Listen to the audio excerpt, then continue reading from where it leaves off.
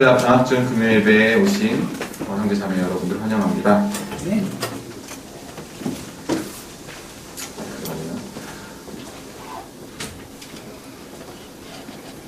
감사합니다. 오늘 하나님께서 저에게 주신 말씀은 고린도전서 2장 6절에서 9절 말씀입니다.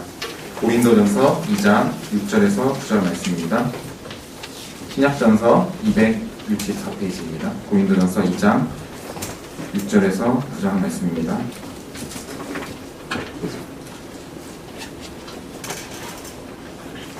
다 찾으셨으면 한 목소리를 합심해서 읽겠습니다. 그러나 우리가 온전한 자들 중에서는 지혜를 말하노니 이는 이 세상의 지혜가 아니요 또 이 세상에서 없어질 통치자들의 지혜도 아니요 오직 은밀한 가운데 있는 하나님의 지혜를 말하는 것으로서 곧 감추어졌던 것인데 하나님의 우리의 영광을 위하여 만세전에 미리 정하신 것이라. 이 지혜는 이 세대의 통치자들이 한 사람도 알지 못하였나니 만일 알았더라면 영광의 주를 십자가에 못 박지 아니하였으리라. 기록된 바 하나님이 자기를 사랑하는 자들을 위하여 예비하신 모든 것은 눈으로 보지 못하고 귀로 듣지 못하고 마음의 마음으로 생각하지도 못하였다 함과 같으니라. 아멘. 오늘 앞을 바라보자라는 말씀으로 강의해 주실 최재선 박사님을 소개해 드리겠습니다. 최재선 목사님은 중앙대학교 경제학과 57학번을 졸업하셨고 미국 버지니아 대학원 경제학 박사를 수료하셨으며 현 중앙대학교 경제학과 명예교수로 계시고 현재 중앙대학교 기독학생연합회 지도위원으로 섬겨주시고 계십니다. 최재선 목사님께서 앞을 바라보자는 말씀으로 말씀해 주실 때 우리가 큰 은혜와 믿음이 되는 시간이 됐으면 좋겠습니다. 최 박사님 나오실 때 박수로 환영해 주겠습니다. 할렐루야. 네. 하나님께서 여러분을 사랑하십니다. 10절을 제가 빠뜨리고 그 말씀을 드렸어요. 10절 우리 다 같이 한 목소리로 읽으시겠습니다. 시작. 오직 하나님이 성령으로 이것을 우리에게 보이셨으니 성령은 모든 것 하나님의 기쁜 것까지도 통달하시느니라. 아멘.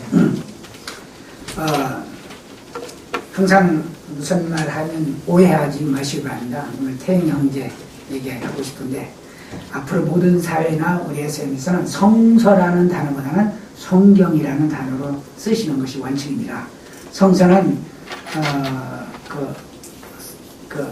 모든 소위 문서들을 다 포함하는 거거든요.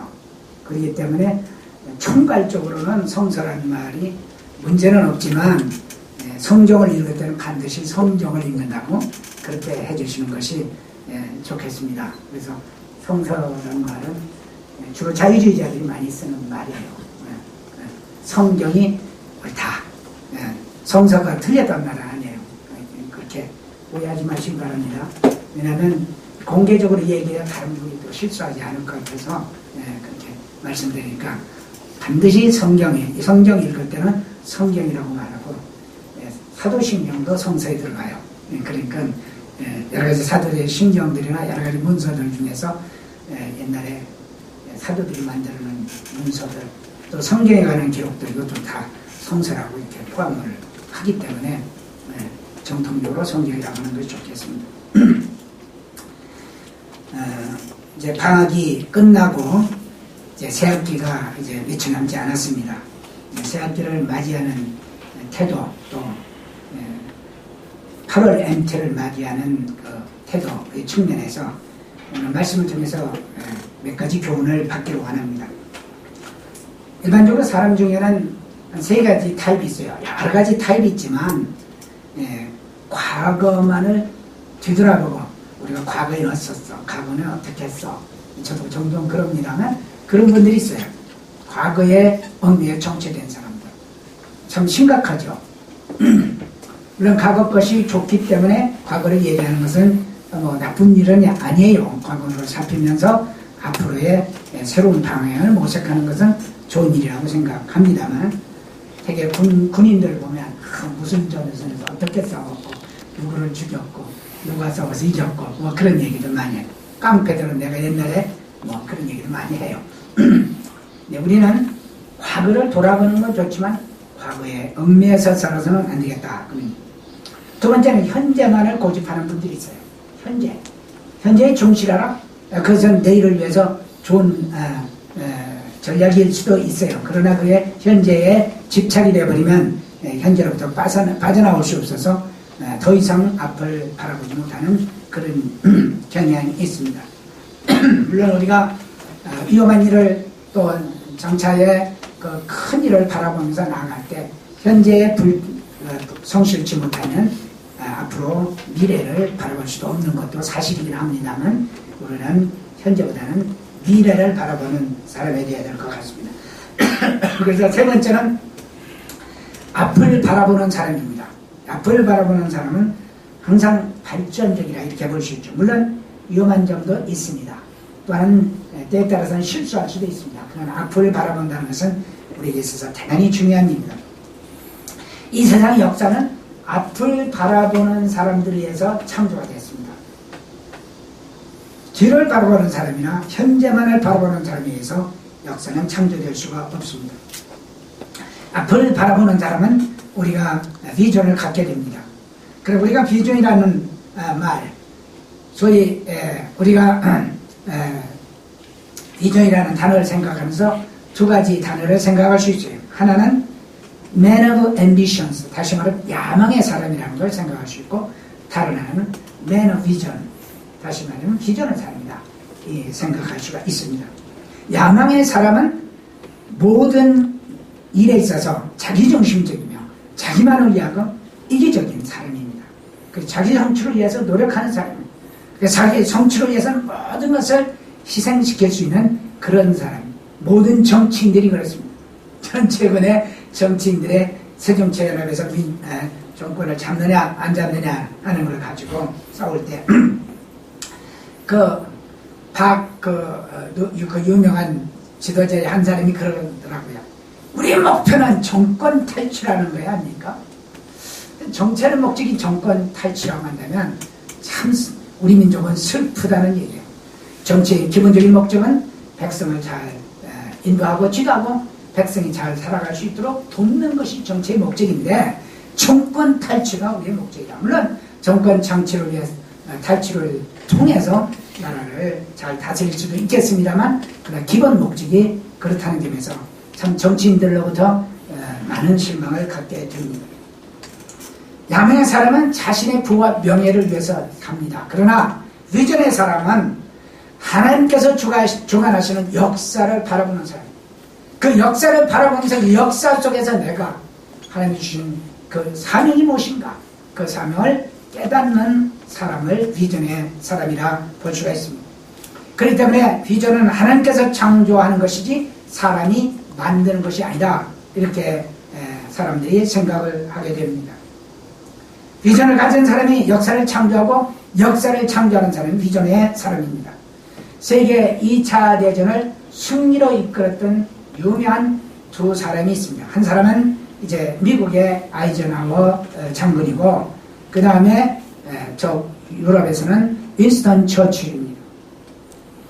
윈스턴 처칠이 누란에 비해서 영국과 자유세계를 구출한 것을 여러분이 잘 알 수 있습니다. 독일과의 전쟁에서 반드시 이길 것을 안 사람이에요. 그래서 그는 전쟁에서 승리하기도 전에 이렇게 고백했습니다. 역사는 나의 편이다. 왜냐하면 내가 역사를 창조하기 때문에. 할렐루야. 여러분 진실로 그리스도 안에서 주님 안에서 새로운 역사는 나의 것이다. 왜? 내가 주 안에서 새로운 역사를 창조할 것이기 때문이라고 그런 믿음을 여러분이 갖는 것은 대단히 중요한 일입니다. 믿음이란 무엇입니까? 실로 믿음이란 기대하고 기다리는 것이죠. 그렇기 때문에 이것을 비전이라고 얘기합니다. 내 안에 계셔서 삼위 하나님의 특별히 성령께서 일하시도록 맡겨드리는 일이 바로 믿음입니다. 믿음이라는 것은 여러 논리가 아니라 하나님께서 특별히 성령께서 내 안에서 일하시도록 맡겨드리고 바라보고 기대하는 게 믿음이에요. 이런 믿음이 있어야 우리는 역사를 창조해 나갈 수 있는 것입니다. 또 오늘 말씀을 통해서 보니까 오직 은밀한 가운데 있는 하나님의 지혜를 말하는 것으로서, 다시 말하면 세상의 지혜가 아니다. 은밀한 가운데 있는 하나님의 지혜다. 이 지혜, 은밀한 것, 곧 감추어졌던 것인데 하나님이 우리의 영광을 위하여 만세전에 미리 정하신 것이다.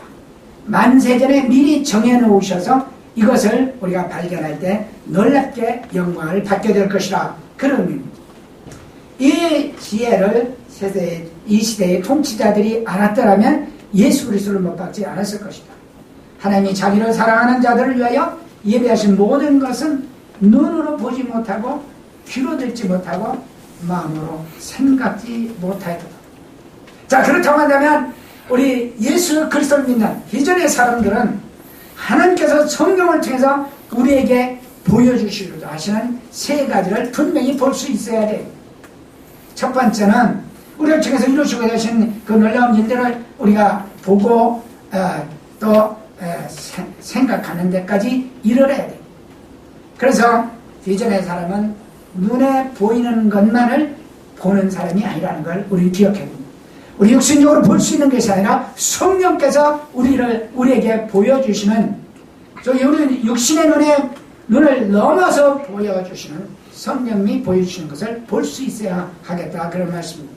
빈정한 사람 믿음으로 현실 세계에 보이는 것을 넘어보는 그런 놀라운 사람들입니다. 빈정의 사람은 이 세상에 사는 동안에 삶만을 바라보지 않고 정말 영원한 세계, 영원한 하나님 것을 바라보는 사람입니다. 아브라함이 그 특징적인 사람입니다.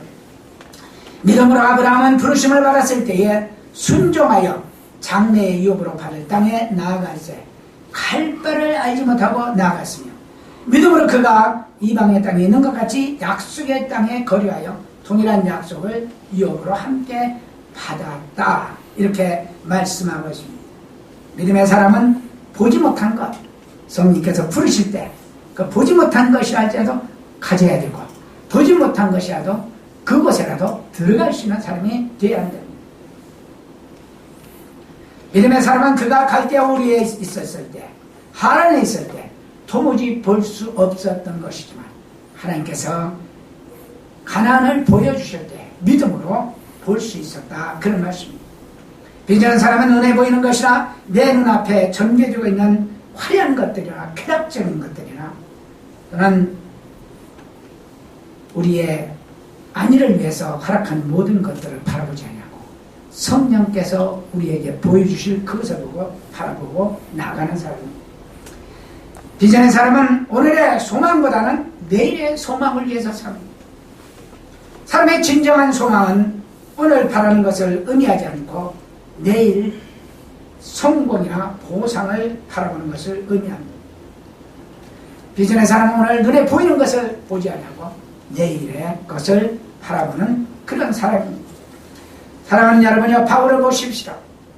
바울은 비전의 사람, 예수 믿기 전에는 율법을 향해서 달려갔지만 그러나 예수님을 믿고 나서는 비전의 사람이 되었습니다.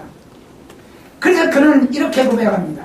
만일 우리가 우리 그리스도 안에서 바라는 것이 다만 이 세상의 삶뿐이면 우리는 모든 사람 가운데 가장 불쌍한 사람이라고 말하고 있는 것입니다. 오늘 진실로 사랑하는 여러분이야, 여러분이 진실로 세상에 보이는 것만 바라본다고 한다면 가장 불쌍한 사람입니다. 그렇지 않습니까? 우리 솔직히 말해서 생각해 봅시다. 우리가 남보다 뛰어난 실력이 있습니다. 아니면 남보다 뛰어난 물질이나 부모를 가지고 있습니다. 우리가 남보다 뛰어난 어떤 그 배경이 있습니다. 별로 가지고 있지 않습니다.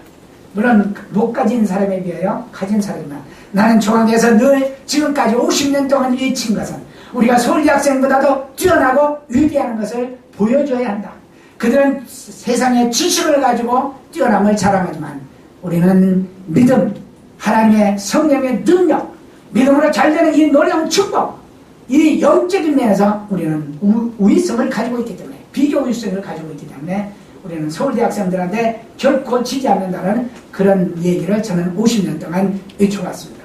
사랑하는 귀한 주님의 아들과 딸 여러분이요, 진실로 하나님께서 여러분과 함께 하시면 영적으로 적어도 미교 우위성을 가진다는 사실을 믿고 승리하시기를 주의 이름으로 축원합니다.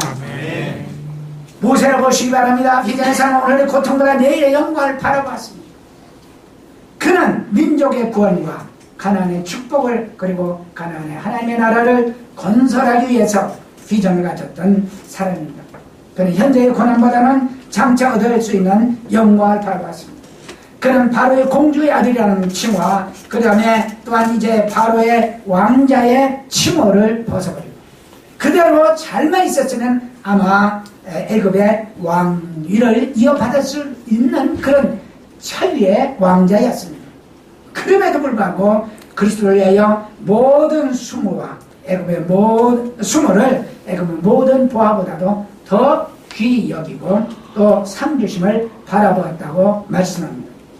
모세가 만약에 애굽의 왕자가 되었다면 여러분 세계 역사를 바라보시기 바랍니다. 애굽의 왕자에 관해서 인류 역사 중에서 3페이지 이상 기록한 사람이 누가 있는가? 애굽의 왕에 관해서 없습니다. 그러나 모세는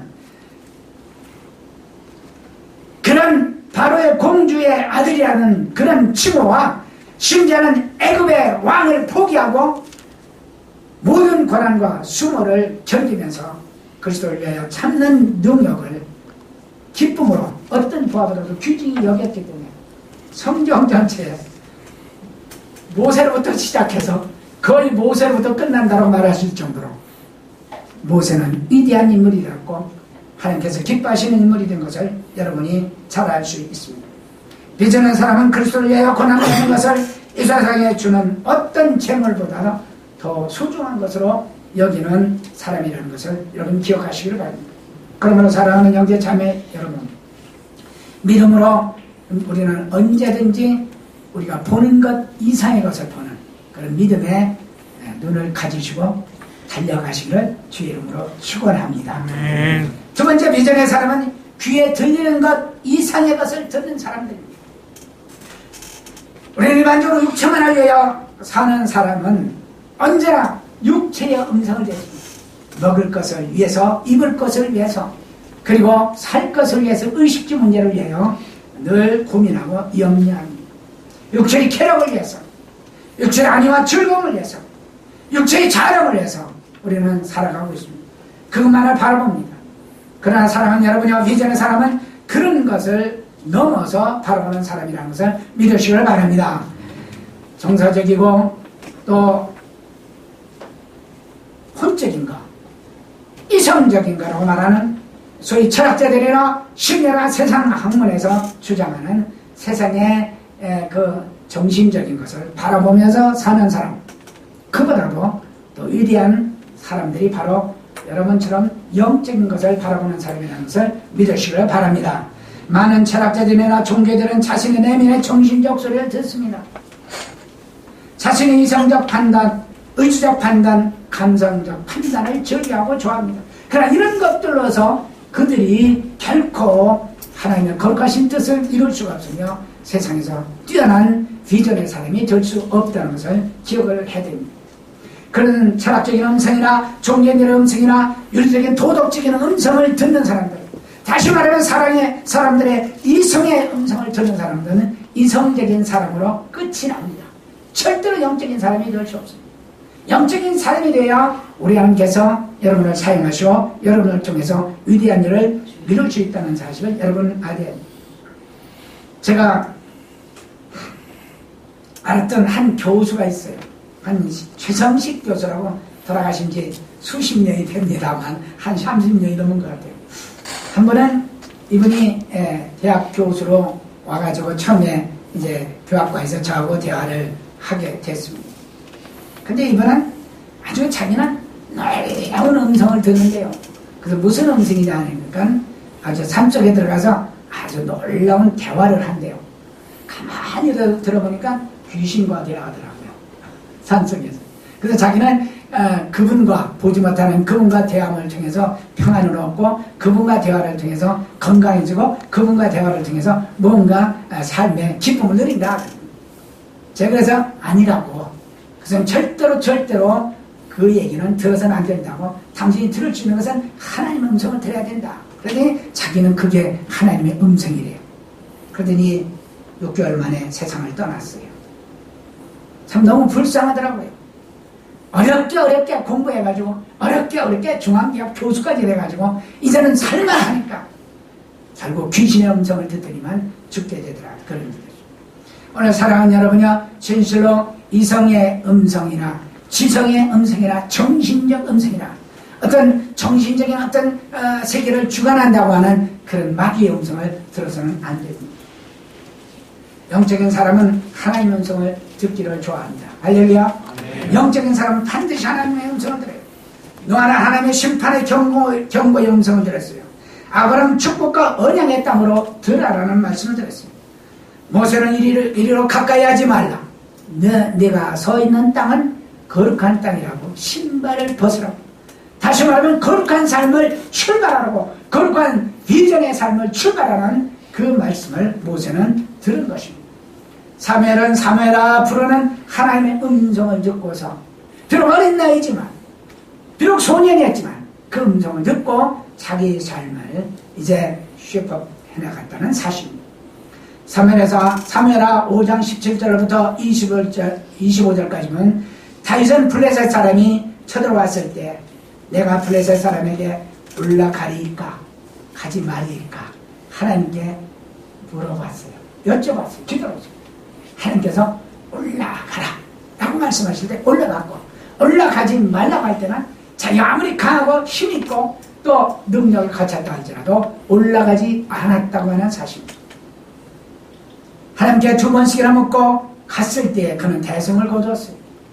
오늘 사랑하는 여러분, 여러분이 어떤 위대한 결정을 내릴 때, 여러분 인생에 있어서 가장 중요한 결정을 내릴 때 하나님의 음성을, 영적인 음성을 들으시기를 바랍니다. 아멘. 이거 듣지 못하면 반드시 실패하게 됩니다. 세 번째로 오늘 본문 말씀 보니까 마음으로 생각하는 것 이상의 것을 생각한다고 말씀하고 있습니다. 동물은 본능의 생각을 생각보다도 본능에 따라 행동합니다.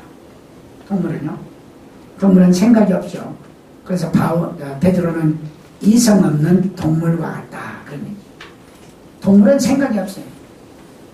동물이 가지고 있는 것은 생각이 아니라 본능입니다.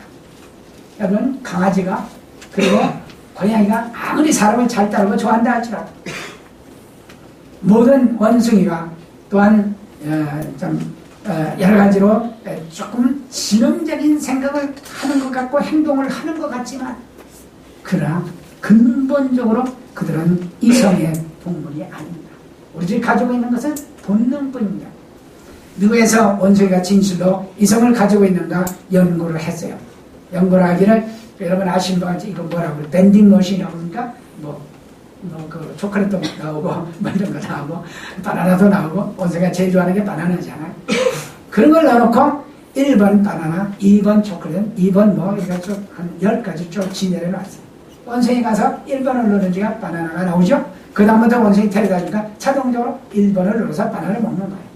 며칠을 그러다가 다음에 바나나를 9번으로 바꿔놨어요. 그 다음에 원숭이를 데려가니까 무조건 가서 1번을 누르는 겁니다. 바나나가 안 나와요. 원숭이가 지성적이라고 생각하지만 진실로 지성이 없는 겁니다. 분명히 거기다 바나나라고 9번에 바나나라고 써놨으면 바나나를 눌렀어야 하는데 그냥 1번에 습관적으로 눌렀던 그 눈으로 봤던 그것 가지고 바로 바나나가 나올 것으로 착각을 했던 게 원숭이라는 결론이 나왔습니다. 그래서 결국 원숭이는 지능이 없고 이성이 없다라고 얘기함에도 불구하고 오늘 많은 사람들은 굳이 원숭이를 자기 조상으로 만들려고 애를 쓰고 있어요. 열심히 자기 조상으로 만들고 있는 거죠. 지능이 있다, 이성이 있다, 그리고 바로 원숭이가 우리의 조상이다라고 생각하면서 원숭이를 기필코 사람의 조상으로 만들려고 하는 그런 음양을 저지르고 있다고 하는 사실입니다. 동물은 본능에 따라 행동합니다. 절대로 능력이 없다고 제가 여러분에게 지난번 설교 때도 말씀드렸죠. 너무나도 동물의 지성과 이성을 자랑하는 분들에게 제가 그런 얘기를 한 적이 있어요. 이번 추석에 내려가거든 개에게 너희 어머니 묘소에 가서 성묘하겠느냐고 물어보라고. 제가 대답을 하겠어요? 성묘란 걸 압니까? 모르죠. 그러면 총각개에게 너 언제 결혼할래? 어떤 타입의 섹시를 원하느냐? 물어본다고. 물어본다고 걔가 대답할 수 있겠어요? 못합니다. 그러니까 굳이 짐승을 사람으로 만들고 사람을 짐승으로 격화시키는 일을 우리는 절대로 해서는 안 됩니다. 동물은 본능에 의해서 삽니다. 보통 사람은 이성적인 인간이에요. 이성적으로 삽니다. 모든 철학자들과 모든 정치인들과 모든 의학자들이 인간은 이성적 존재라고 얘기합니다. 칸트의 철학의 주제는 이성입니다. 그러나 칸트는 얘기합니다. 알만한 것도 없고 말해줄 수 있는 것도 없고 우리는 아무것도 모른다. 우리는 모른다는 것도 모른다는 것이 칸트의 명제입니다. 사랑하는 여러분, 인간이 속아 넘어가서는 안 됩니다. 이성적으로 생각하는 것은 사람으로서의 능력에 불과합니다. 그러나 믿음의 사람은 성령님의 음성을 듣습니다. 그러면 성령의 음성을 듣는 사람은 믿음의 사람입니다. 예수님을 믿고 거듭난 믿음의 사람은 인간의 육체적인 음성이나 정신적인 음성, 이성적인 음성, 의지적인 또 감성적인 음성보다도 뛰어난 성령님의 음성을 듣게 됩니다. 이 성령님의 음성을 들을 때 여러분 비로소 하나님의 뜻을 알게 되고 하나님께서 가지고 계신 여러분을 향하신 그 위대한 계획을 볼 수 있게 되는 것입니다. 이것이 바로 비전이에요. 이것을 볼 때야 여러분은 비로소 하나님 안에서 위대한 인물이 될 수 있고 역사를 창조해 나가는 사람이 될 수 있는 것입니다. 여러분 자신의 음성을 듣기보다는 하나님의 음성을 들으시기를 바랍니다. 욥기 1장 1절에 보면 우스 땅에 욥이라는 사람이 있었는데 그 사람은 온전하고 정직하여 하나님을 경외하며 악에서 떠난 자들아. 얼마나 이 사람이 부자인가 여러분 아세요? 세계적으로 인류 역사적으로 욥처럼 부자한 사람 내가 솔로몬 빼고는 못 들어본 것 같아요. 아마 솔로몬도 보다도 부자인 것 같아요. 솔로몬은 다른 사람이 갖다 줘서 그렇지만 욥은 뭐 마찬가지겠지만 욥은 자기가 노력하고 하나님께서 복 주셔서 아들 7과 딸 셋. 뭐 이것은 요즘 형제자매들 별로 달갑지 않은 얘기를 좀 그렇게 가져보세요. 진짜 있었으면 좋겠어. 나도 아들 하나 딸 하나 딱 이렇게 나왔는데 어떤 때는 외롭다 그런 생각이 들어요. 외롭다. 아들은 처갓집에 매어서 살고 딸은 캐나다 가버리고 내게는 아무도 없어 이제. 그러면 부부간에 더 깊은 사랑을 나누며 살라라고 그러나 보다 이렇게 위로를 받을 수 있었는지 말만 없어. 그러니까 아들 7과 딸 셋 이게요 늙을 때야 이것이 축복인 걸 압니다. 그리고 관원상제 다시 말하면 사람의 옳은 일 축복된 일을 볼 때 비로소 이것이 축복인 걸 알아요. 팔순잔치를 하는데 아무도 없다. 얼마나 불쌍한 사람입니까? 아들, 딸이 수십 명이 쫙 늘어서서 같이 할아버지 할머니의 그 팔순잔치를 축하해준다면 얼마나 기쁜 일인가. 그것이 그렇기 때문에 수중에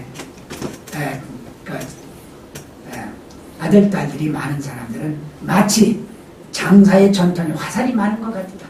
영적 전쟁에서 승리하며 이길 수 있는 능력이 있다라고 말하고 있는 것입니다. 욥은 아들 7과 딸 셋, 그 다음에 재물에 엄청난 축복을 받은 사람입니다. 양이 7,000마리래요.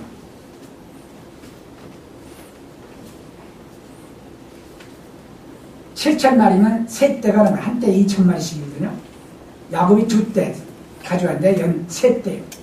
그 다음에 낙타가 한 마리면 자가용입니다. 3,000마리야. 소가 500쌍, 1,000마리라는 얘기죠. 그 다음에 아는 나귀는 어디에다 쓰려고 있는지 모르지만 500마리라고 했어요. 그런데 이 모든 것이 욥의 자랑이었고 욥의 축복이었지만 어느 한순간에 전부 사탄에 의해서 파괴되는, 죽게 되는 일들이 벌어진 것을 여러분이 잘 아시죠. 그래 모든 것을 한꺼번에 잃어버렸을 뿐만 아니라 몸은 욕창에 걸려서 참으로 어려움 속에 있었고 개화적으로 자기 헌대를 긁을 정도의 어려움이 있습니다. 근데 그 부인 한 사람 남았는데 부인마저도 하나님을 욕하고 죽어라 그러는 거예요. 여러분 자매들 앞으로 그러면 큰일 나죠. 아무리 어려움이 있어도 하나님 욕하고 죽어라. 너가 죽어버리라 하거든요. 그 욥이 뭐라고 말해요? 야, 이 미련한 사람아, 어디 그런 소리 하느냐? 이러되 내가 못해서 알몸으로 나왔은즉 또한 알몸이 그리로 돌아가리라. 이렇게 얘기해요. 주신 이도 여호와시오 거두신 이도 여호와시오니 여호와 이름이 찬송을 받을지. 이 모든 일에 욥이 범죄하지 않냐고 하나님을 향하여 원망하지 아니하고 이 모든 것을 잃었는데 아들과 딸을 다 잃고 모든 재물을 다 잃었는데 하루아침에 잃었는데 종들도 다 잃었는데 심지어는 아내마저도 하나님을 욕하고 죽으라고 말할 때 이렇게 얘기합니다. 그가 이르되 그대의 말이 한 어리석은 여자의 말 같더라. 어리석다는 얘기죠. 우리가 하나님께 복을 받았은즉 화도 받지 아니겠느냐 하고 이 모든 일에 욥이 입술로 범죄하지 아니하니라. 하나님을 찬양했다고. 여러분 그럴 수 있겠어요? 이제 잘 안 되던데요. 나이 먹으니까 조금씩 돼요. 그래서 늙어서 하지 마시고 젊어서 하시기 바랍니다. 역경과 어려움과 고난 속에서 하나님을 찬양하시길 바랍니다. 주신 이도 여호와시오 거두시는 이도 여호와시라. 내가 빈손으로 왔다가 빈손으로 가는 이 모든 것은 하나님의 섭리입니다. 하나님의 이루시는 예입니다. 이렇게 하나님을 찬양하신 여러분 되시기를 주의 이름으로 축원합니다. 석가모니도 욥한테 이 말을 도둑질해서 공술의 공숙을 얘기해요. 석가모니 공술의 공숙은 뭐예요? 그냥 왔다가 흩어졌다 이런 뜻이에요. 자연의 물질들이 자연의 지수화풍이라는 네 가지 원소가 모여서 내가 되었고 흩어져서 내가 무아지경에 이른다. 없는 것이 된다. 이것이 바로 낙원이요. 이것이 바로 극락이라고 석가모니는 얘기합니다. 허무한 거죠. 진짜로 허무한 거죠. 그러나 우리 하나님은 주시기도 하시고 거두시기도 하시지만 거두실 때는 반드시 아름다운 저 천국으로 인도한다는 사실을 믿으시기를 주님으로 축원합니다. 우리가 가진 믿음은 하나님께서 주시고 하나님께서 거두시는 것이고 거두실 때는 최종적으로 나까지 거두신다는 사실을 믿으시기를 바랍니다. 이것이 우리가 갖는 믿음이에요. 욥이 이런 고통을 당할 때에 욥이 배운 교훈은 네 가지가 있습니다. 잘 들으시기 바랍니다. 첫째는 하나님께서 우리의 감정을 무시하라고 하신 건 아닙니다. 절대로 감정을 무시하라는 게 아닙니다. 욥에게 그 10명의 자녀와 그 모든 양들과 짐승들을 다 가져가고 몸까지도 못쓸 몸으로 병을 앓았을 때에도 하나님은 욥은 절대로 하나님을 원망하거나 욕하지 않았습니다. 그러므로 너희도 감정을 무시하고 하나님을 욕하지 말라 그런 의미가 아니에요. 그렇지 않은 감정이 있는 사람들입니다. 그러나 감정을 이길 수 있는 사람이라는 것을 믿으시길 바랍니다.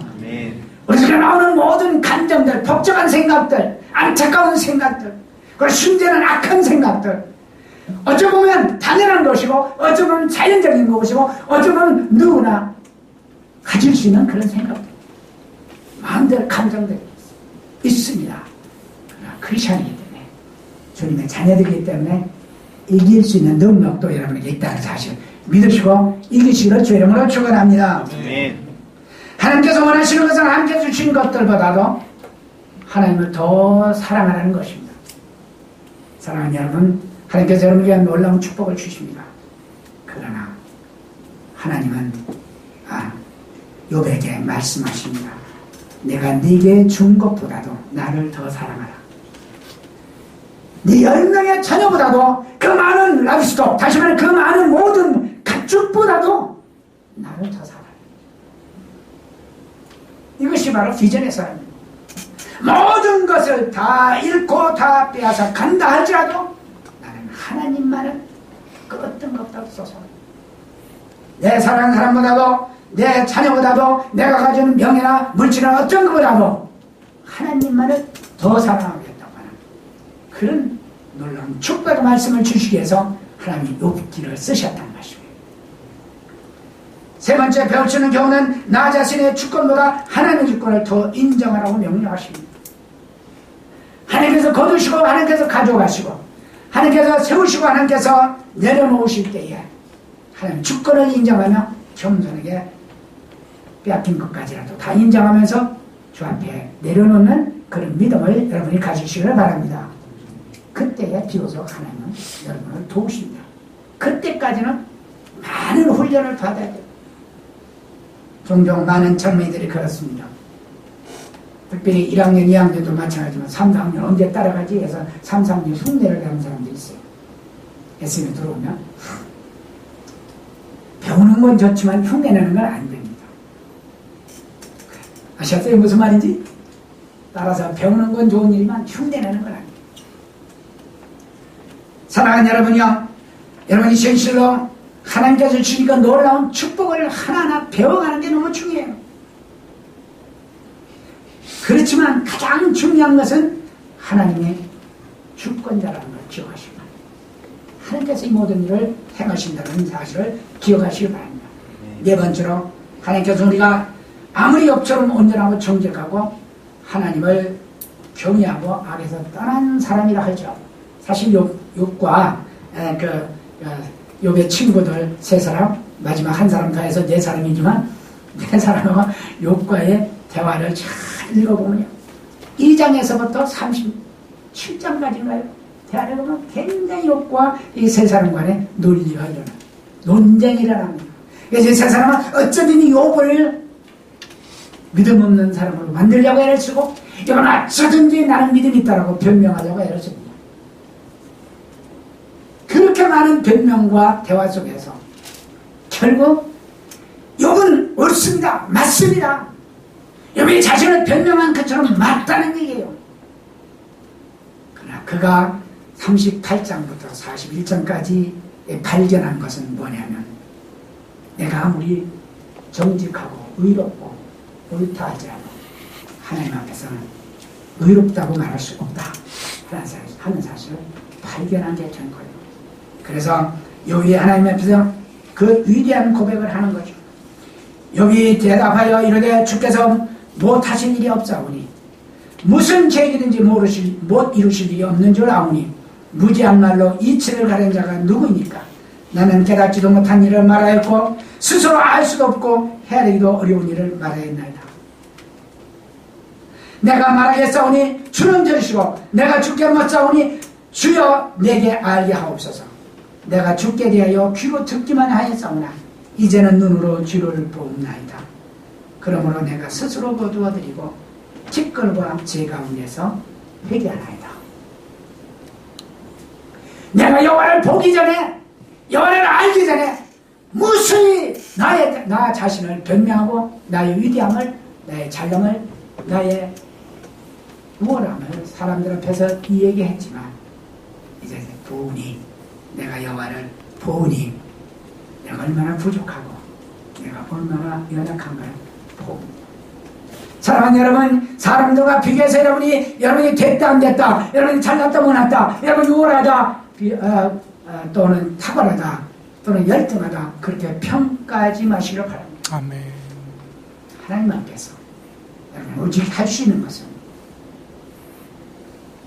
내가 특권과 제 가운데서 회개하나이다 하는 겸손한 마음 가질 때마다 하나님께서 능력을 항상 함께 하신다는 것을 믿으시고 승리하시는 여러분이 되시기를 주의 이름으로 축원합니다. 아멘. 기도합니다. 사랑의 주님, 이 시간에 주님께서 우리와 함께 하시고 은혜로 도우심을 진실로 감사를 드립니다. 오 주 하나님 성령으로 도우시고 은총과 긍휼로 함께 하사 하나님의 위대하신 역사로 우리에게 놀라운 비전을 허락해 주시옵시기를 원합니다.